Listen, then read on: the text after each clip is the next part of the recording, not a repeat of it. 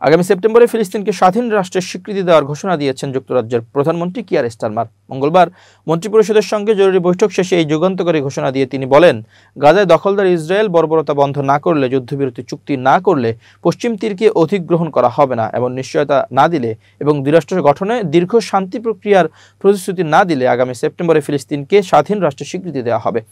British সংবাদ মাধ্যম বিবিসির প্রতিবেদনে বলা হয়, যুক্তরাজ্য জানিয়েছে যদি দখলদার ইসরায়েল তাদের দেওয়া শর্তগুলো না মানে তাহলে জাতিসংঘের অধিবেশনের আগেই ফিলিস্তিনকে স্বীকৃতি দেওয়া হবে। সেপ্টেম্বরে সর্বশেষ পরিস্থিতি নিয়ে আবার পর্যবেক্ষণে বসবেন তারা, সেখানে চূড়ান্ত সিদ্ধান্ত নেওয়া হবে বলে জানানো হয়।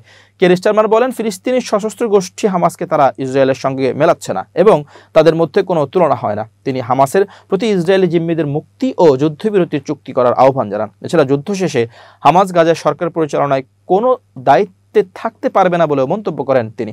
ব্রিটিশ প্রধানমন্ত্রী বলেন, তাদের লক্ষ্য হলো স্বাধীন ফিলিস্তিনের পাশে একটি নিরাপদ ইসরায়েল রাষ্ট্র নিশ্চিত করা। ফিলিস্তিনকে স্বীকৃতি দেওয়ার এই পদক্ষেপের সাথে কোনো শর্ত যুক্ত করা হয়েছে তা জানতে চাইলে স্টারমার বলেন, যুক্তরাজ্যের প্রাথমিক লক্ষ্য হলো জিম্মিদের মুক্তি এবং সাহায্যের সরবরাহের মাধ্যমে উপত্যকার বর্তমান পরিস্থিতি পরিবর্তন করা। এর আগে গত সপ্তাহে ফ্রান্সের প্রেসিডেন্ট এমানুয়েল ম্যাক্রো জানান, আগামী সেপ্টেম্বরে ফিলিস্তিনকে একটি রাষ্ট্র হিসেবে স্বীকৃতি দেবে তার দেশ। গত 24 জুলাই সামাজিক মাধ্যম এক্সে দেওয়া এক পোস্টে ম্যাক্রো জানান, তিনি সেপ্টেম্বরে জাতিসংঘের সাধারণ পরিষদে এই সিদ্ধান্ত আনুষ্ঠানিকভাবে ঘোষণা করবেন। তিনি লেখেন, মধ্যপ্রাচ্য ন্যায়সঙ্গত ও স্থায়ী শান্তির প্রতি ঐতিহাসিক প্রতিশ্রুতি বজায় রেখে আমি সিদ্ধান্ত নিয়েছি যে ফ্রান্স ফিলিস্তিন রাষ্ট্রকে স্বীকৃতি দেবে।